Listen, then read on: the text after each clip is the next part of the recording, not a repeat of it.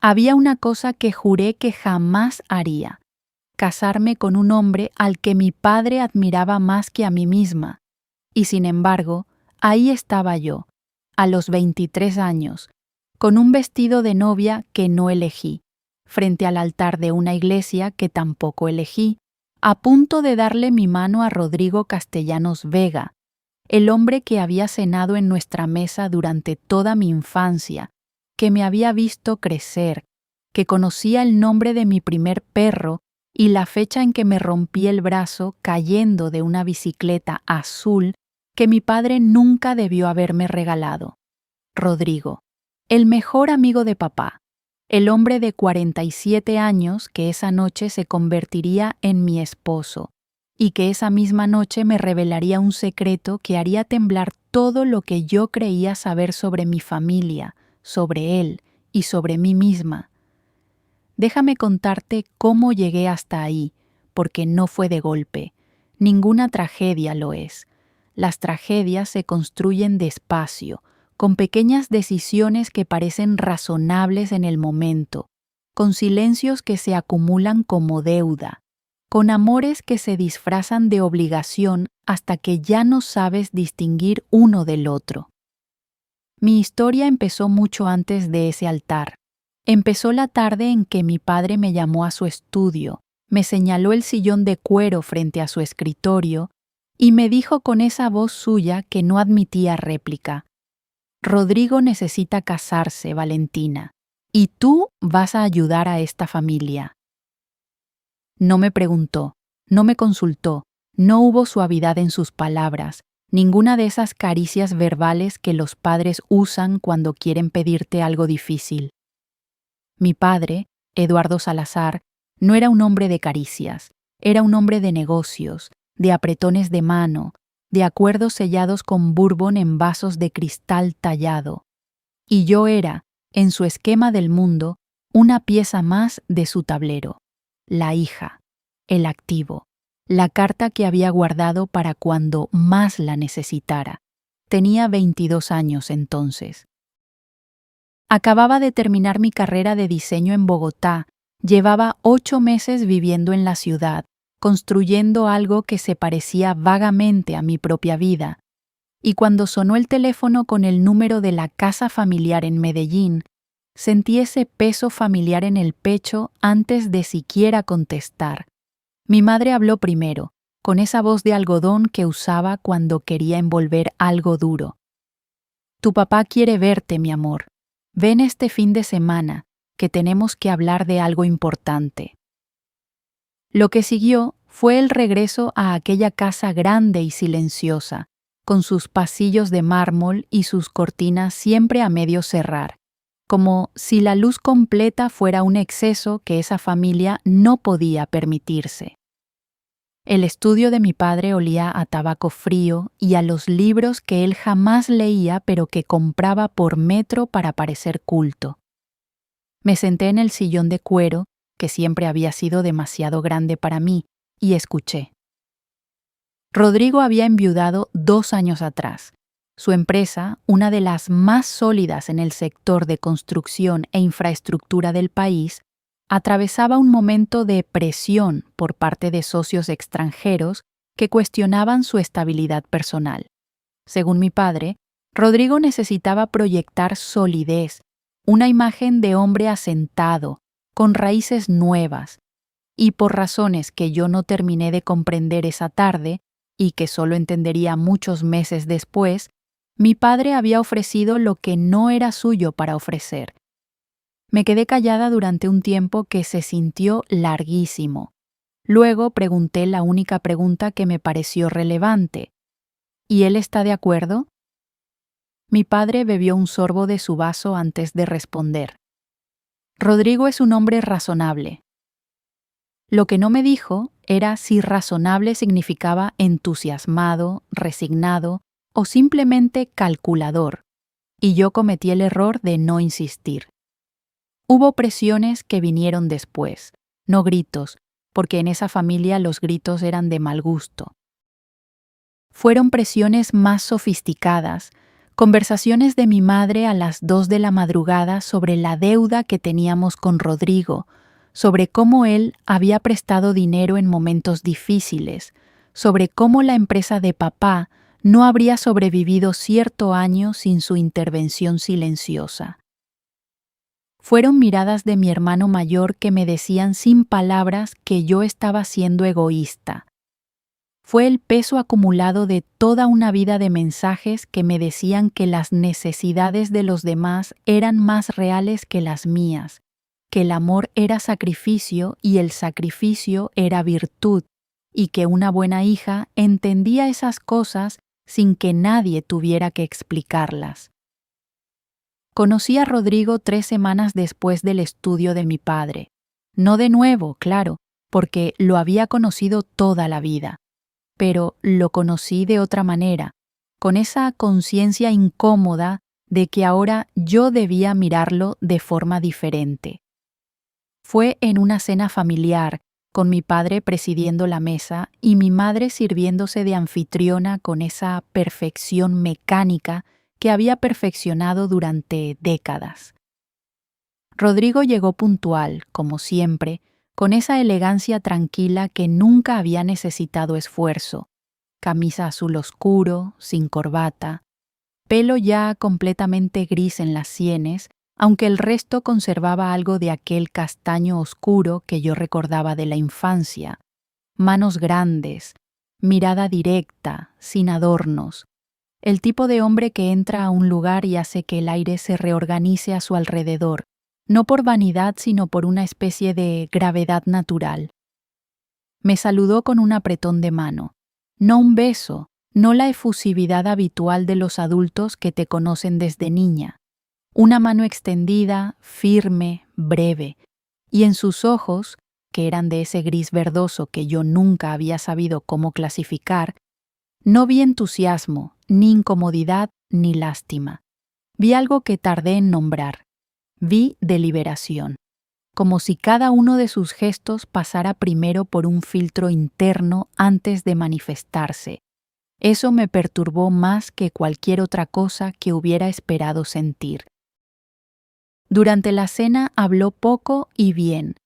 Preguntó sobre mi trabajo en Bogotá con una atención que parecía genuina, sin el tono condescendiente que yo anticipaba. Cuando mencioné un proyecto de identidad visual para una pequeña editorial, él comentó algo sobre tipografía y diseño editorial que demostró que sabía más del tema de lo que cualquiera habría supuesto en un hombre de su industria. Me desconcertó. Había construido una imagen de él en mi cabeza, una imagen de hombre exitoso pero unidimensional. Y de pronto esa imagen tenía más capas de las que yo había calculado. Eso no lo hacía más fácil, lo hacía más complicado. Hubo 2 conversaciones más antes del compromiso formal. La primera fue casual, un café que mi padre organizó como si fuera espontáneo y que no lo era en absoluto. La segunda fue la única vez que Rodrigo y yo estuvimos solos, durante 15 minutos en el jardín de la casa, mientras los demás estaban adentro. Él encendió un cigarro, me preguntó si me molestaba el humo, y cuando le dije que no, guardó silencio un momento antes de decir algo que me tomó completamente desprevenida. Quiero que sepas que tienes derecho a decir que no. Lo miré. Él no me miró a mí, solo miraba el jardín. Tu padre es mi amigo, pero tú eres una persona distinta. Y esto es tu vida, no la de él.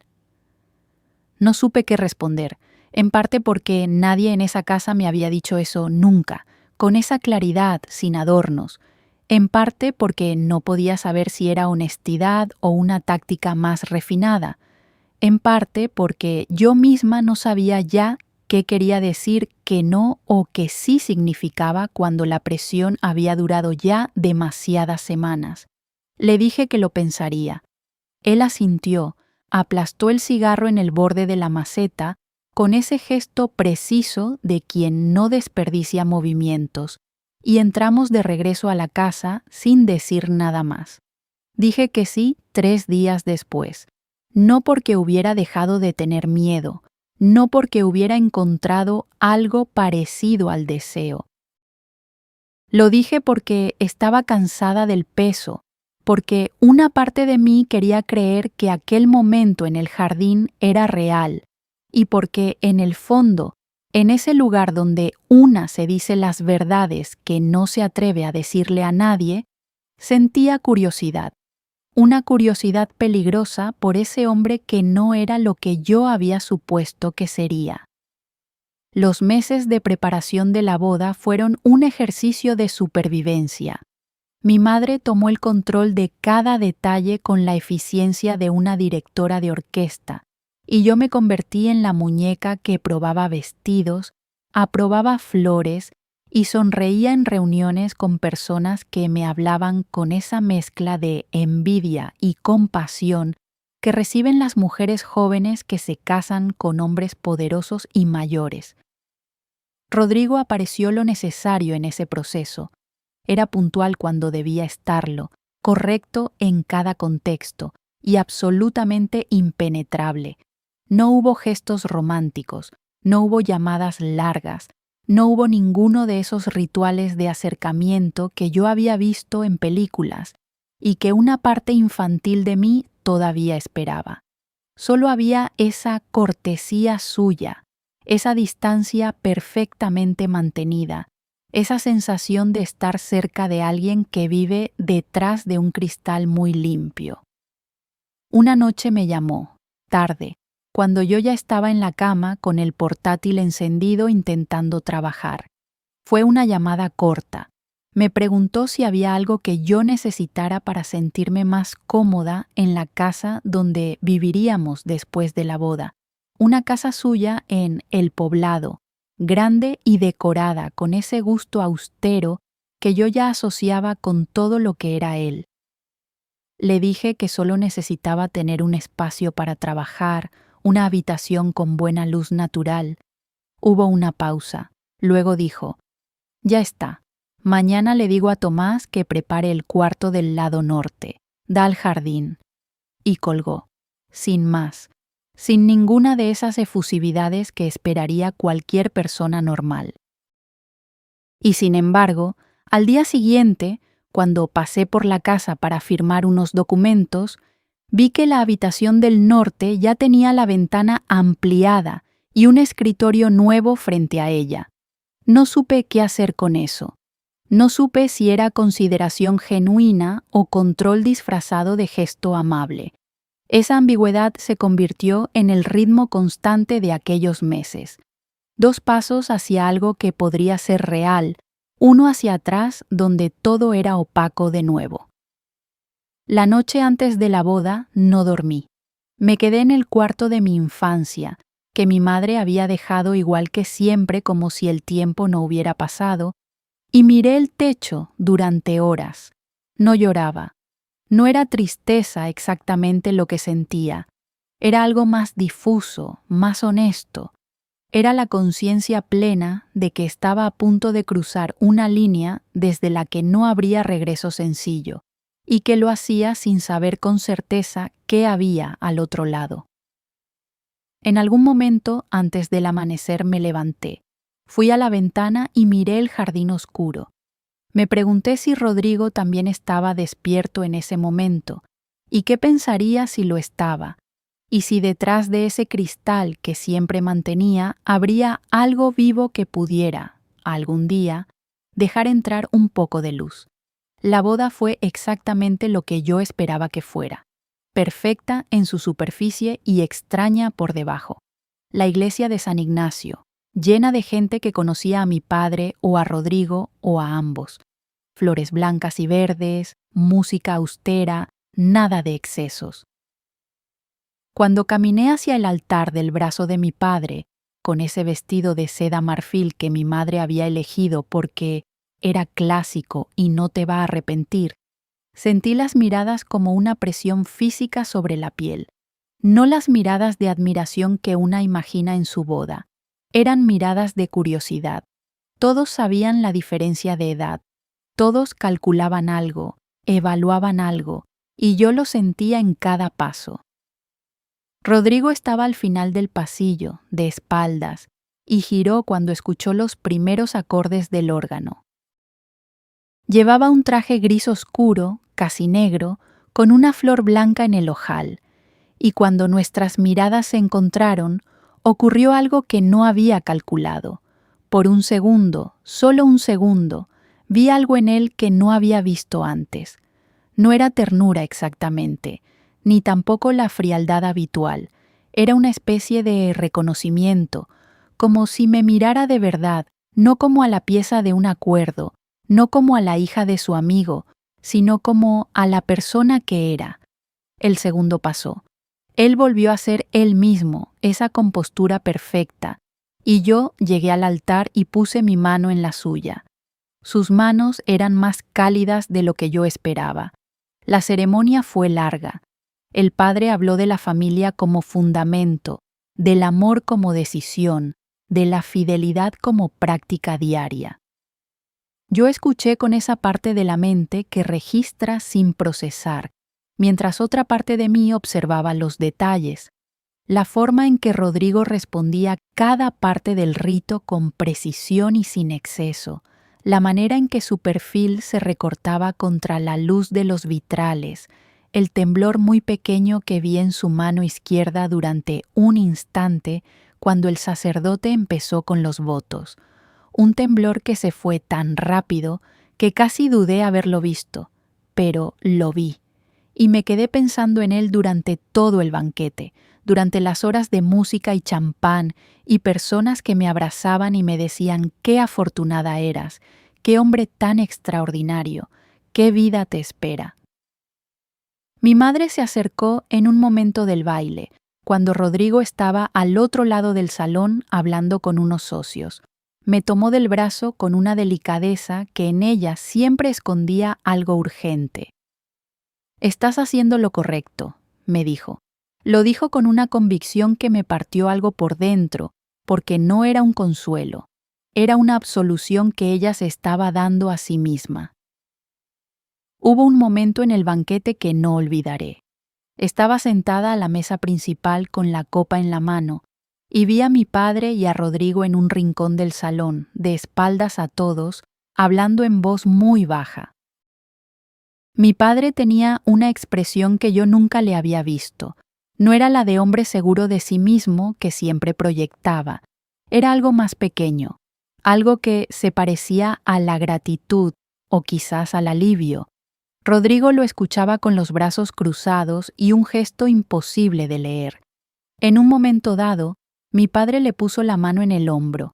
Rodrigo no respondió al gesto, solo siguió escuchando, con esa gravedad suya, y al final dijo algo breve que hizo que mi padre asintiera varias veces, como un hombre que acaba de recibir algo que necesitaba. Me dije que era una conversación de viejos amigos en un día importante. Me dije que estaba sobreinterpretando. Seguí bebiendo mi champán. Llegamos a la casa de El Poblado cerca de medianoche, después de todas las despedidas que parecen no terminar nunca. Rodrigo condujo él mismo. El trayecto fue silencioso, pero no era un silencio tenso.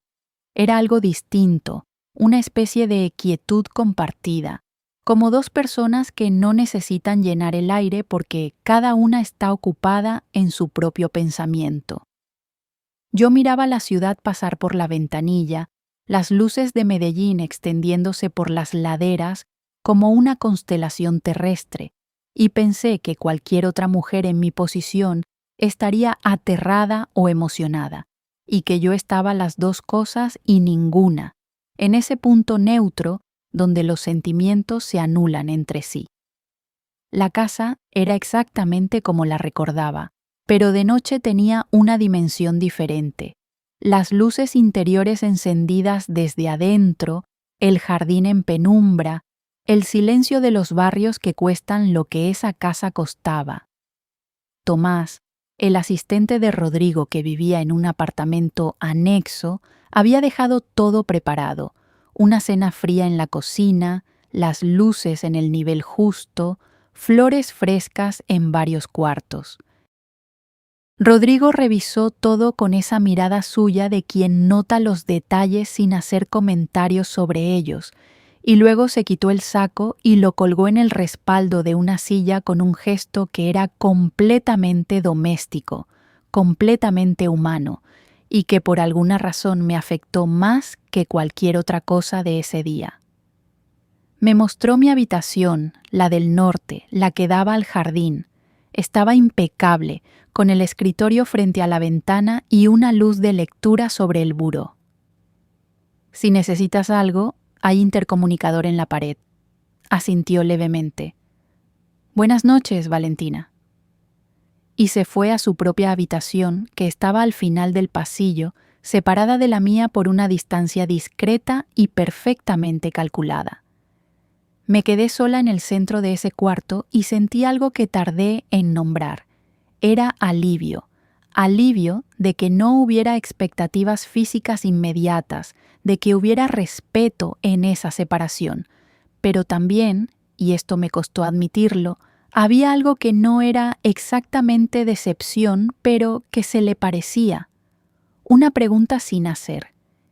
¿Qué significaba ese hombre que me había dado espacio en todo sentido, que me había tratado con más consideración de la que esperaba, pero que seguía siendo un misterio que yo no sabía cómo descifrar? Me cambié de ropa, me lavé la cara y me senté en el borde de la cama. Eran casi las 2 de la mañana. Por la ventana entraba el olor del jardín, algo con jazmín y tierra húmeda, y el sonido distante de la ciudad. Y entonces escuché algo. Al principio lo confundí con el sonido de la casa que se acomoda, ese crujido de madera que tienen los edificios viejos. Pero no era eso, era una voz. Rodrigo, al fondo del pasillo, hablando en voz baja. Una llamada telefónica a esa hora. No debía haberme levantado, lo sé, pero me levanté. Caminé descalza por el pasillo, sin encender ninguna luz, guiándome por el hilo de su voz que salía por debajo de la puerta entreabierta de su estudio. No escuché palabras al principio, solo el tono. Grave, controlado, pero con algo debajo que no era el Rodrigo de siempre. Había urgencia, había algo que se parecía al dolor contenido. Me detuve a 2 metros de la puerta y entonces escuché, con terrible claridad, las palabras que reorganizaron toda mi comprensión de esa noche, de esos meses, de toda esa historia. Ya está hecho, Manuel. La boda fue hoy. No me pidas más de lo que ya di. Una pausa larga. No, eso no formaba parte del trato. Valentina no tiene nada que ver con los documentos de Eduardo. Eso es entre tu gente y él. Otra pausa. La voz se volvió más baja, más dura. Si tocas a esa familia, yo mismo me aseguro de que lo que sé sobre ti llegue a donde tiene que llegar. ¿Entendemos? El silencio que siguió fue tan denso que sentí que podía tocarlo. Y luego, bien, no me llames más esta noche. El sonido del teléfono al cerrarse, y yo, paralizada en el pasillo oscuro, con el corazón golpeando tan fuerte que estaba segura de que él podría escucharlo desde adentro. Regresé a mi cuarto, me senté en la cama, no lloraba. Mi mente trabajaba a una velocidad que no le permitía al cuerpo reaccionar. Procesaba, ordenaba, intentaba construir sentido de lo que acababa de escuchar. Había un manual, había un trato, había documentos de Eduardo, de mi padre. Y Rodrigo, mi recién estrenado esposo, estaba en el medio de algo que yo no conocía, protegiéndonos o usándonos o las dos cosas, y yo no sabía cuál era la verdad. No dormí esa noche. Me quedé despierta hasta que el jardín empezó a clarear y los primeros pájaros comenzaron su ruido matinal, y construí versiones posibles de lo que habría escuchado, versiones donde Rodrigo era el villano, versiones donde era el protector, versiones donde era ambas cosas, y en ninguna de ellas yo era lo que había creído ser, la víctima simple de un matrimonio arreglado. En todas ellas era una pieza de algo más grande que nadie me había explicado. A las 7 de la mañana me levanté, me vestí y fui a la cocina. Rodrigo ya estaba ahí, de pie junto a la cafetera, con una camisa blanca y el pelo húmedo del baño. Se veía descansado, o al menos eso proyectaba. Me miró cuando entré. Yo lo miré a él, y en ese espacio entre nosotros había ahora algo que no había existido la noche anterior. Yo sabía algo que él no sabía que yo sabía. ¿Dormiste?, preguntó. Su tono era el de siempre, medido, sin exceso. Algo, mentí. Él sirvió 2 tazas sin preguntarme si quería café, porque evidentemente ya sabía que sí. Me entregó la mía y se apoyó en el mesón. Hoy no hay nada que tengamos que hacer, dijo. Si quieres descansar, descansa. Lo miré por encima del borde de la taza y tomé una decisión. No la decisión de confrontarlo todavía, sino la decisión de observar, de entender, de no actuar hasta saber más. Los días que siguieron fueron extraños y reveladores de maneras que no anticipé. Vivíamos en esa casa grande con una cortesía que era real, no fingida, y una distancia que tampoco era fría, sino simplemente honesta. Éramos 2 personas que no se conocían de verdad y que vivían en el mismo espacio mientras se preguntaban cada una a su manera cómo funcionaría eso.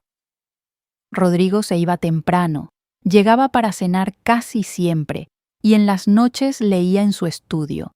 Yo trabajaba en mi cuarto del norte, con la ventana al jardín, y empecé a conocer la casa con esa intimidad lenta que solo da el tiempo cotidiano.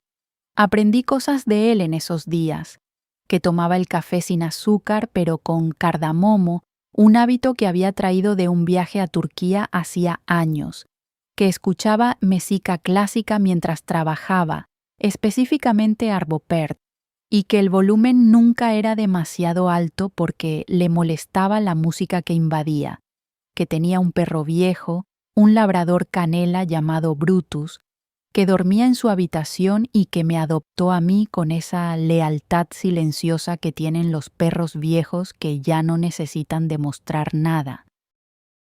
Que cuando algo le preocupaba, lo delataban los dedos, tamborileaba con el índice derecho sobre cualquier superficie, muy suave, casi imperceptible, y que había una fotografía en su estudio, enmarcada en madera oscura, que él nunca me mencionó y que yo solo vi por casualidad.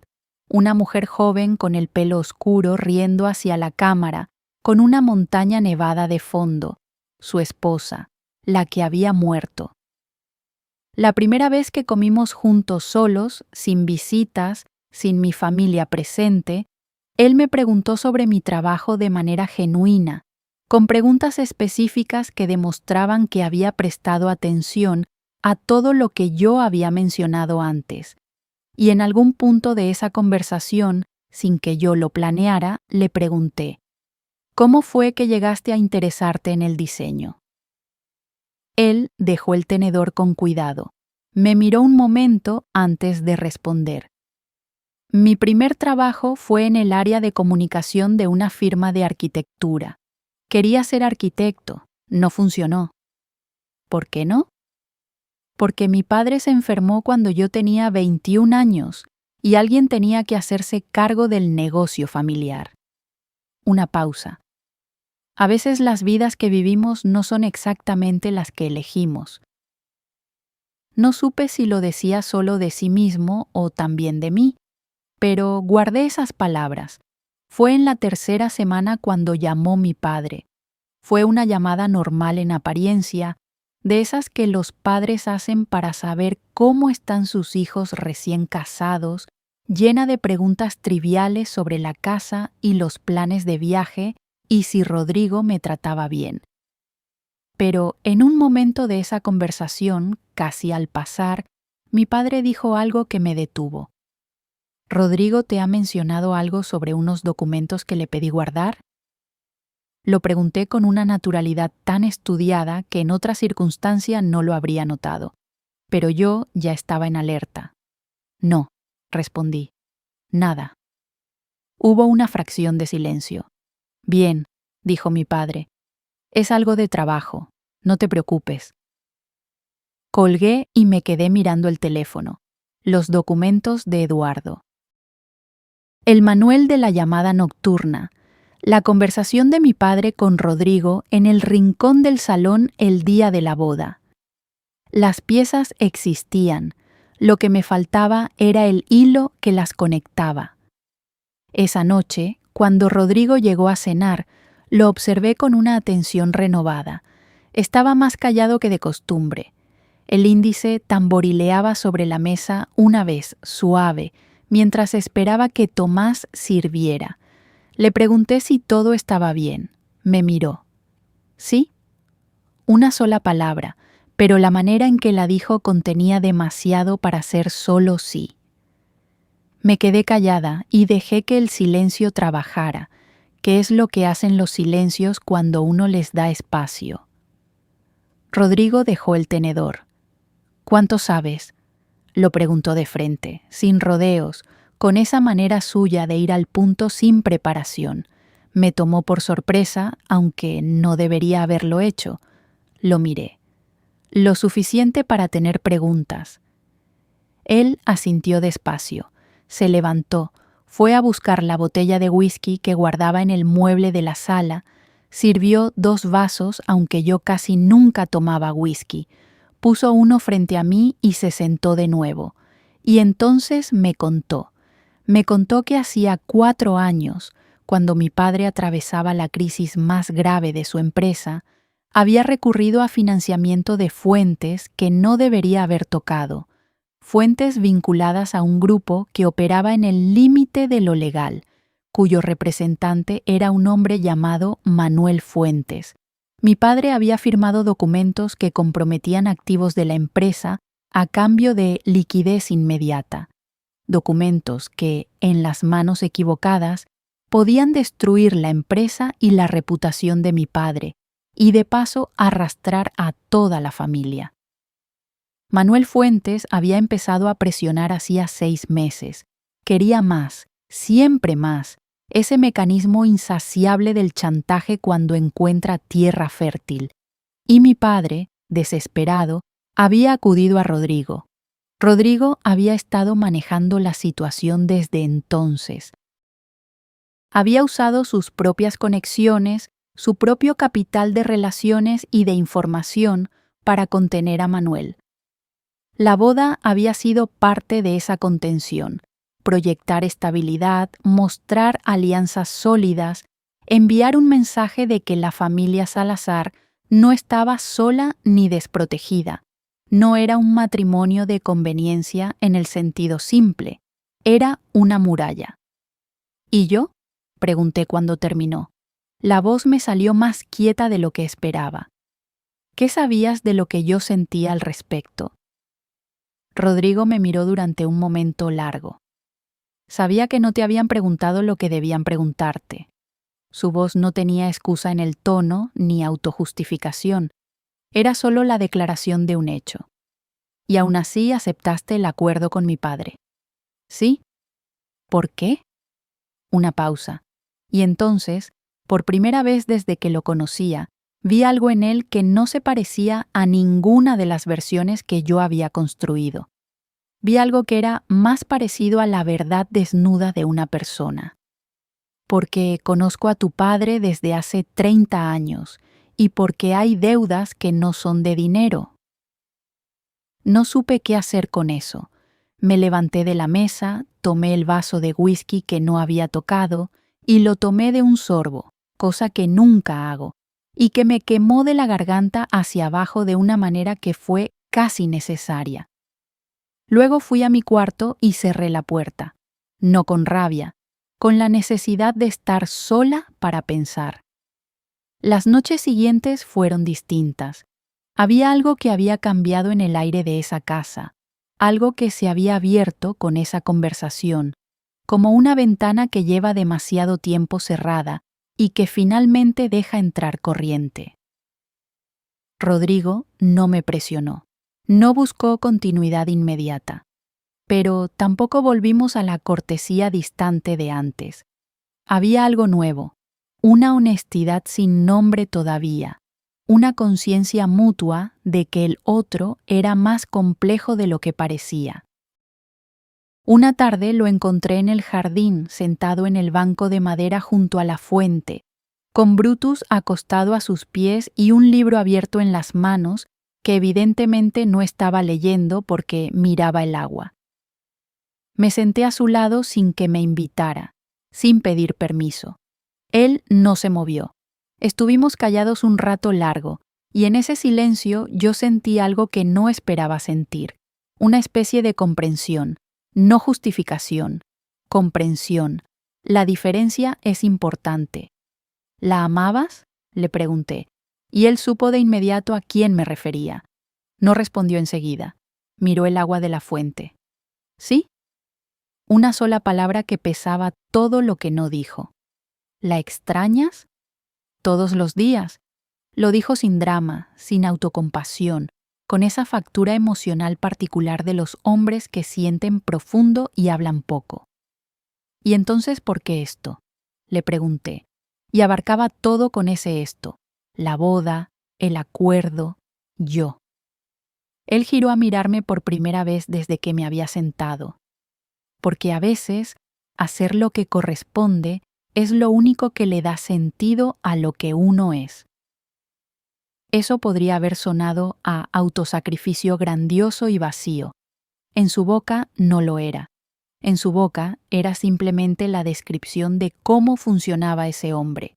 Pero había algo que todavía no cuadraba, algo que yo sentía como una grieta debajo de todo lo que me había contado, algo que mi instinto tocaba sin poder nombrarlo. Y llegó una semana después, en la forma que menos esperaba. Mi hermano Andrés vino a visitarme. Llegó sin avisar un miércoles por la tarde, con esa energía suya de hombre siempre apurado que nunca tiene tiempo para nada hasta que de repente tiene tiempo para todo. Rodrigo no estaba.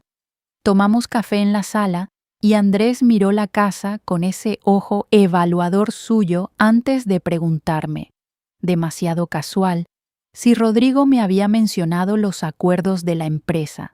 Le dije que sí, que me había contado algo. Andrés asintió y vi en su cara ese mismo alivio que había visto en la de mi padre la noche de la boda. Bien, dijo. Porque Rodrigo lo tiene todo bajo control, no tienes que preocuparte por nada. Me quedé mirándolo. ¿Y qué tiene bajo control exactamente, Andrés? Él me miró como si la pregunta fuera más grande de lo que debería ser. El tema de Manuel, todo eso. ¿Y cuánto tiempo llevas tú sabiendo del tema de Manuel? Una pausa muy pequeña. Papá me lo contó hace unos meses, antes o después de que acordaran casarme con Rodrigo. El silencio que siguió era la respuesta. Antes. Mi hermano lo había sabido antes.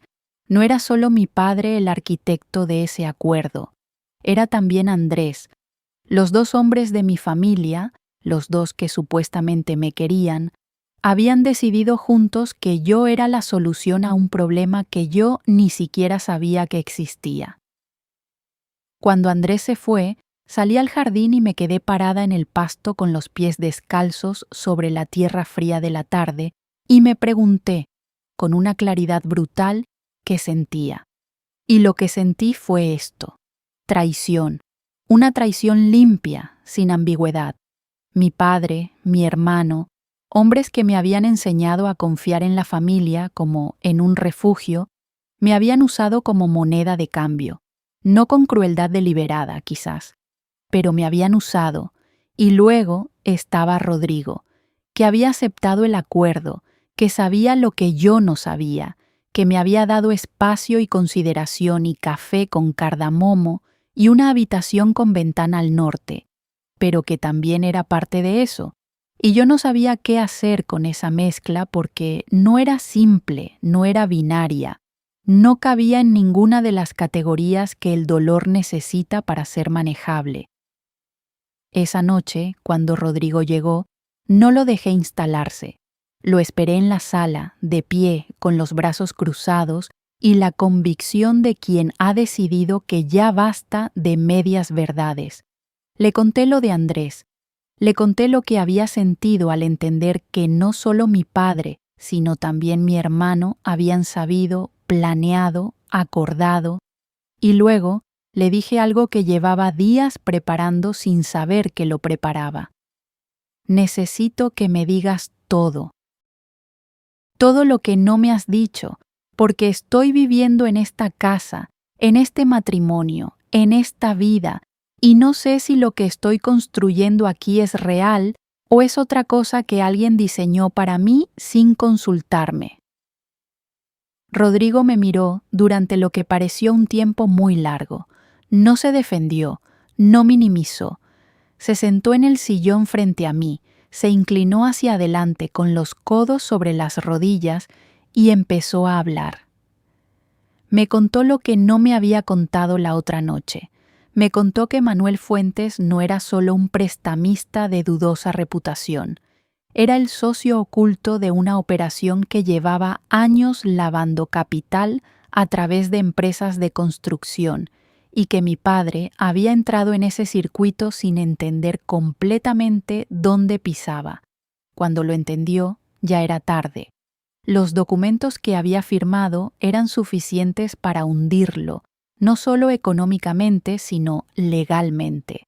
Manuel lo sabía, y lo había mantenido en ese filo durante 2 años, extrayendo favores y silencio y acceso, hasta que mi padre llegó a Rodrigo con la desesperación de un hombre que ya no sabe a dónde más ir. Rodrigo tenía algo que Manuel necesitaba: información.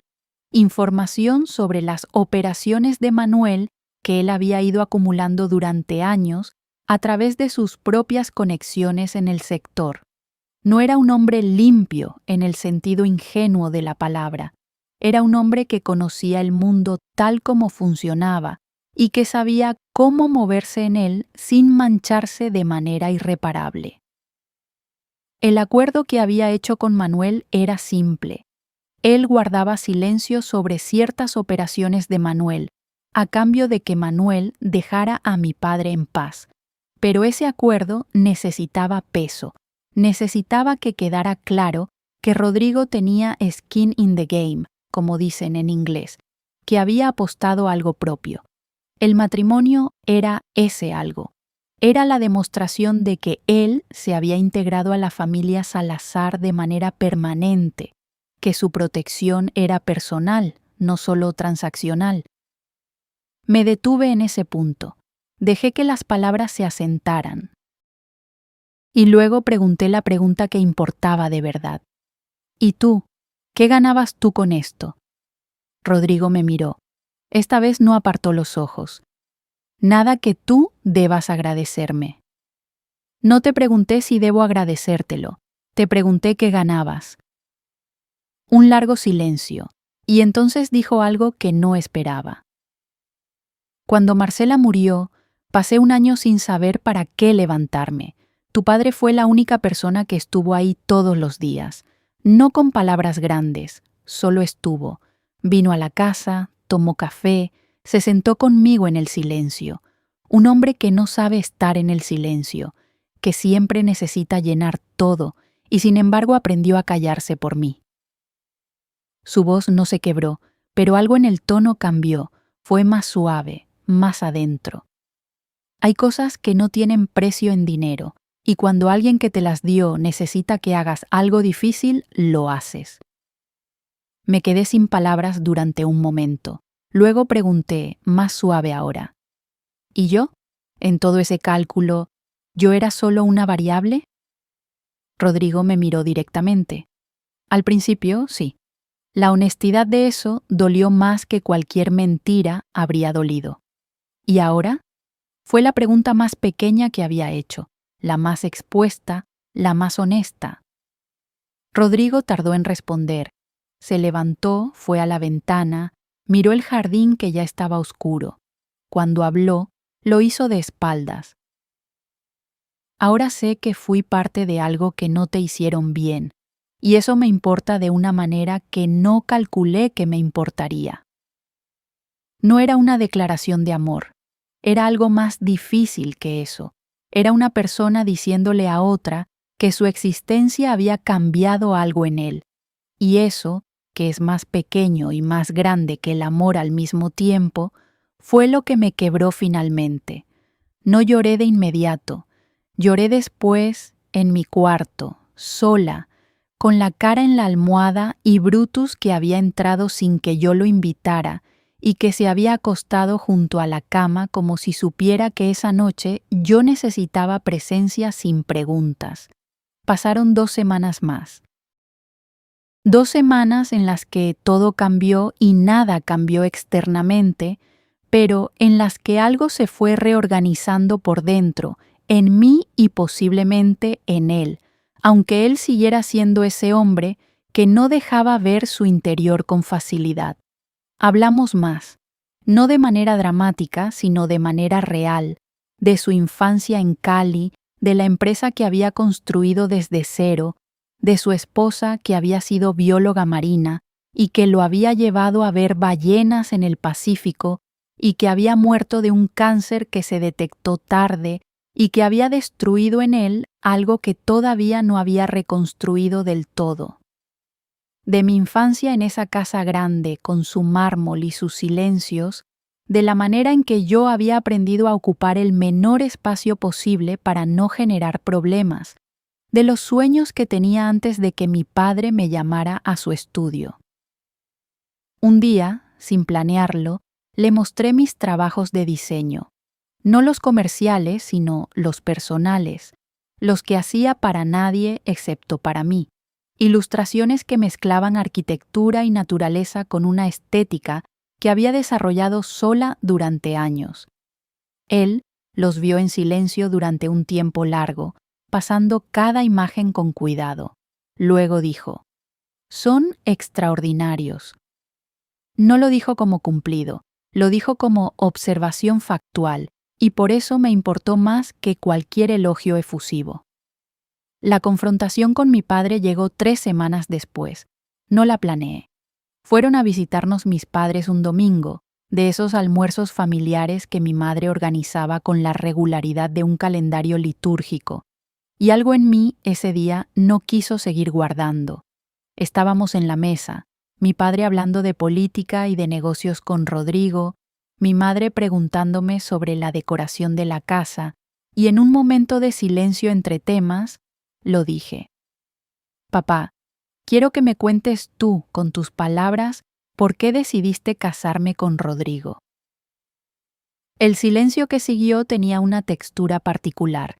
Mi madre detuvo el tenedor a mitad de camino. Mi padre me miró y vi el cálculo en su mirada. ¿Cuánto sabía yo? ¿Cuánto había que explicar? ¿Cómo enmarcar esto? Ya hablé con Rodrigo sobre eso, mi amor. Son cosas de... No te pregunté que hablaste con Rodrigo, te pregunté que me lo cuentes tú. Mi voz no era agresiva, era simplemente firme, una firmeza que yo misma no reconocí porque no la había usado antes con mi padre. Lo que siguió fue incómodo, innecesario y largo. Mi padre habló, no con la franqueza de Rodrigo, sino con esa franqueza parcial de los hombres que admiten lo suficiente para parecer honestos sin admitir lo que más duele. Reconoció el error con Manuel, reconoció que había acudido a Rodrigo, dijo que había creído que era la mejor solución, que Rodrigo era un buen hombre, que yo estaría protegida. No dijo que se había equivocado en no preguntarme, estuvo cerca. Llegó hasta el borde de esa frase y luego retrocedió, pero llegar hasta el borde fue, en ese hombre, un movimiento inmenso. Mi madre lloró, no de arrepentimiento, sino de esa manera particular que tienen algunas mujeres de su generación de llorar, como para que el tema cambie y la incomodidad se disuelva en emoción. Brutus, que estaba en un rincón de la sala, la miró con los ojos del perro viejo que no entiende el drama humano pero lo tolera. Rodrigo no dijo nada durante toda esa conversación. Estuvo presente, escuchó, y al final de todo, cuando mis padres se fueron y quedamos solos en la sala con los restos del almuerzo y el silencio de siempre, me dijo: «Bien hecho». Solo eso. Y en eso, había más reconocimiento del que yo había esperado recibir de él. Las semanas que siguieron fueron distintas, no fáciles, no perfectas, no los dos sin heridas y sin preguntas sin responder, pero distintas. Había algo que se estaba construyendo entre nosotros que no tenía nombre todavía y que ninguno de los dos nombraba, quizás por respeto a su fragilidad. Éramos dos personas que habían llegado a ese lugar por razones que ninguno de los dos había elegido completamente y que ahora tenían que decidir qué hacer con el lugar en que estaban.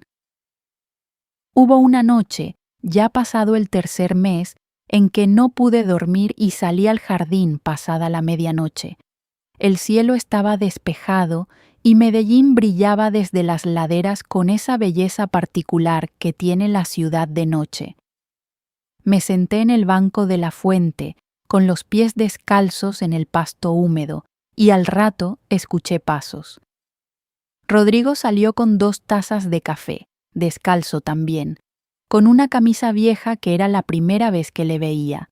Me dio una taza y se sentó a mi lado. No preguntó por qué estaba ahí. Yo no le pregunté a él. Estuvimos callados mucho tiempo, bebiendo café mirando el jardín y el cielo.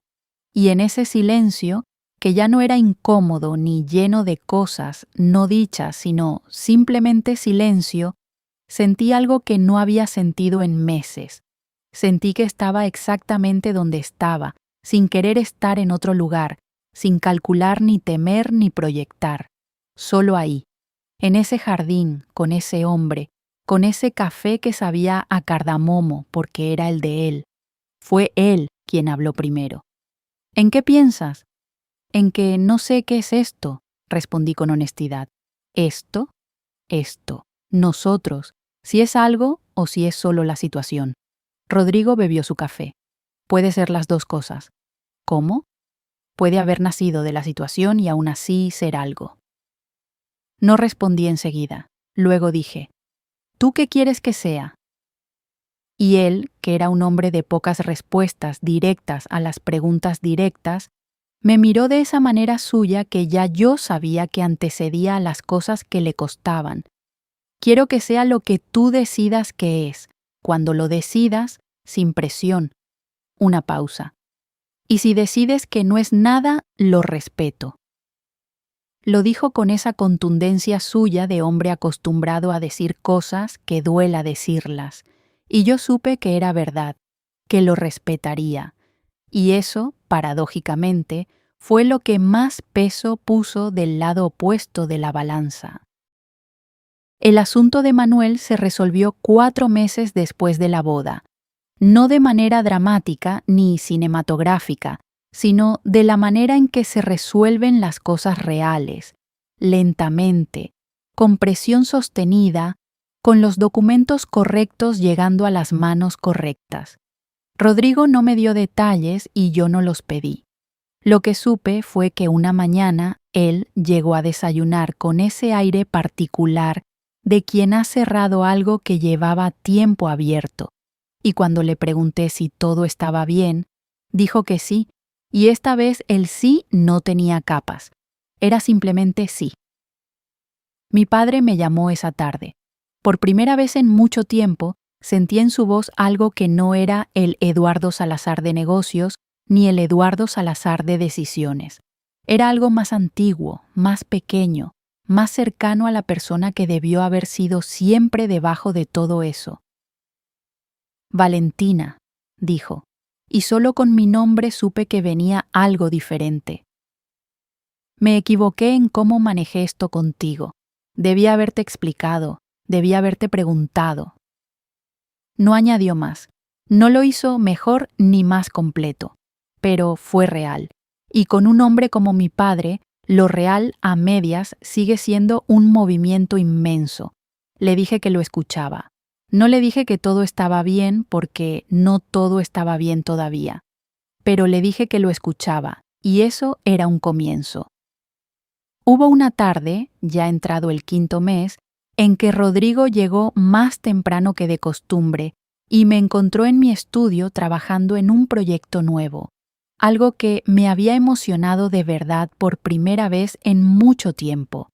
El diseño de identidad para una fundación de artes visuales que había contactado directamente, sin intermediarios, sin la red de mi familia. Era mío, completamente mío. Me asomé al umbral de la puerta, con el lápiz todavía en la mano, y le mostré los bocetos. Él los miró con esa atención suya que era como una linterna, precisa, sin desperdiciar nada. Luego dijo: «Este color aquí va a morir en impresión, usa este otro».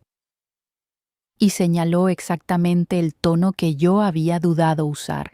Tenía razón. Lo supe de inmediato, y algo en ese intercambio tan pequeño, tan concreto, tan completamente despojado de drama, fue más íntimo que cualquier cosa grande que hubiera ocurrido entre nosotros. Empecé a entender ese hombre de maneras que no había anticipado. No era el hombre frío que yo había supuesto que sería. Era un hombre que había aprendido a contener sus emociones con tanta eficiencia que a veces él mismo olvidaba que estaban ahí, que amaba con la geometría de los actos más que con la arquitectura de las palabras, que su forma de decir «te veo» era hacer que la ventana de tu cuarto diera al norte, que su forma de decir «me importas» era quedarse callado en el jardín a medianoche con café que no necesitabas pero que él hacía igual. No fue un proceso lineal. Hubo noches en que la rabia volvía, en que yo me despertaba a las 3 de la madrugada con la conciencia de todo lo que no había elegido, de los meses perdidos de una vida que yo tenía derecho a vivir de otra manera, de la arrogancia de todos los que habían decidido por mí. Hubo momentos en que miraba a Rodrigo y veía al hombre que era parte de ese sistema, que había aceptado el trato, que había tomado lo que le ofrecían sin cuestionar suficiente si yo estaba de acuerdo. Y en esos momentos no había ternura. Había algo más áspero, más honesto, que tampoco era odio, sino la legítima resistencia de una persona que se niega a olvidar lo que fue real.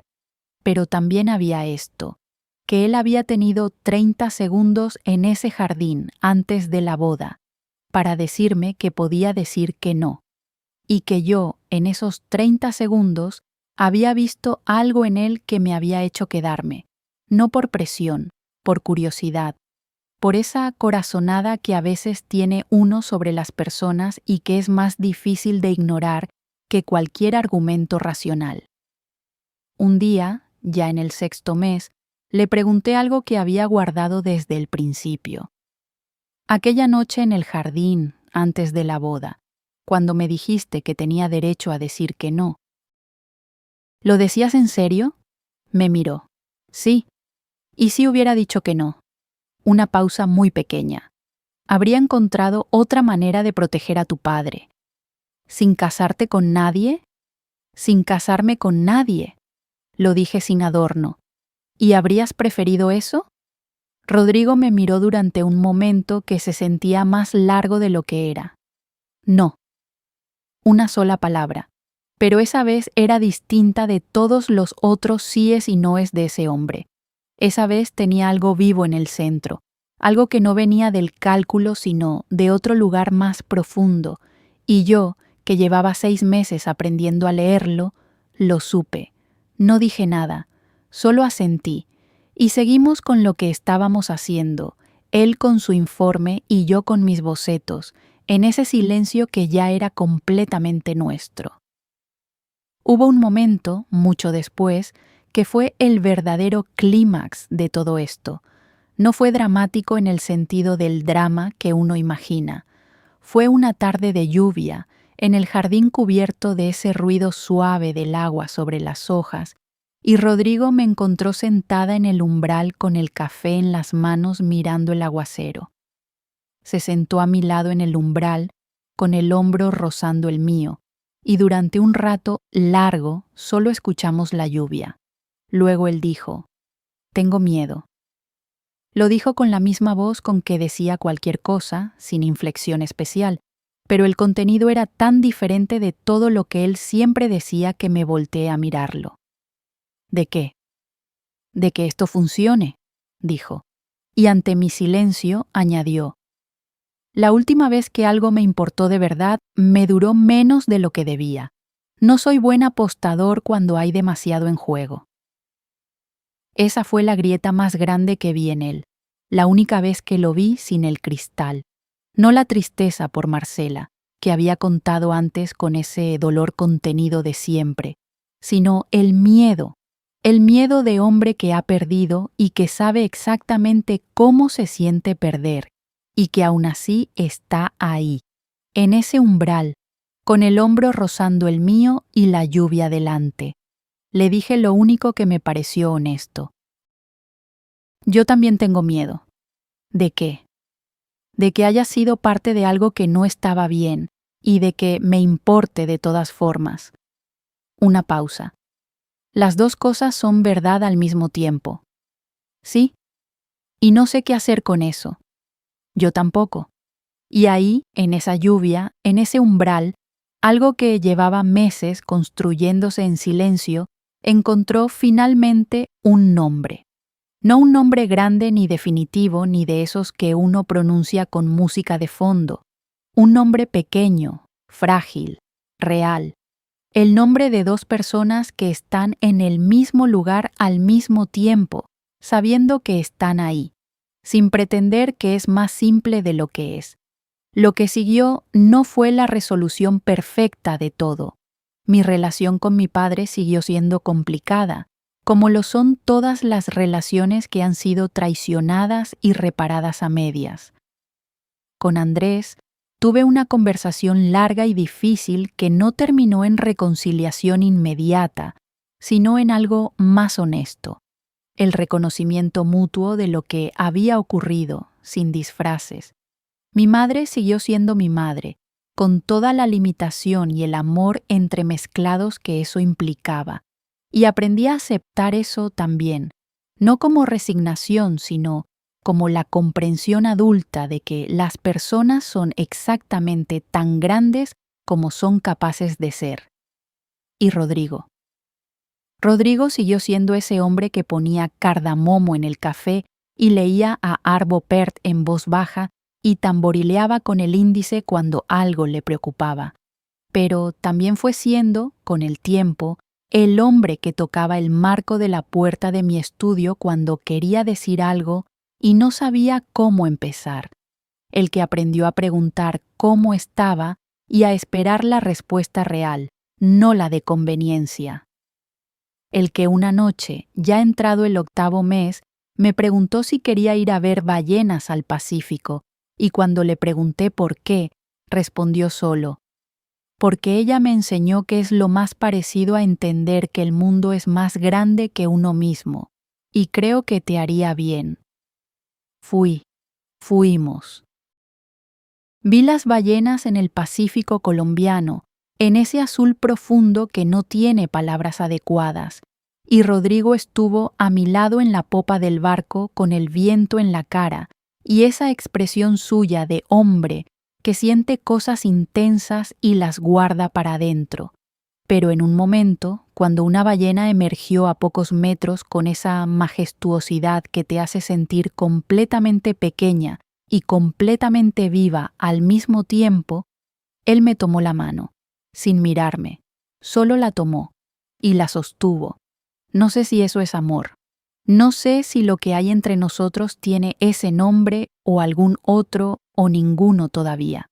Lo que sé es que es real, que nadie lo inventó para nosotros, que llegamos a él por un camino que estuvo lleno de cosas que no elegimos y de cosas que sí, y que esa mezcla, que es incómoda y complicada y completamente humana, es lo único que tenemos y lo único que importa. Hay algo que aprendí en todo esto que no puedo darte como moraleja porque no funciona así, pero que puedo decirte como verdad, que las vidas que vivimos no son siempre las que elegimos, pero dentro de ellas siempre hay un momento, muchos momentos, en que podemos elegir quiénes somos.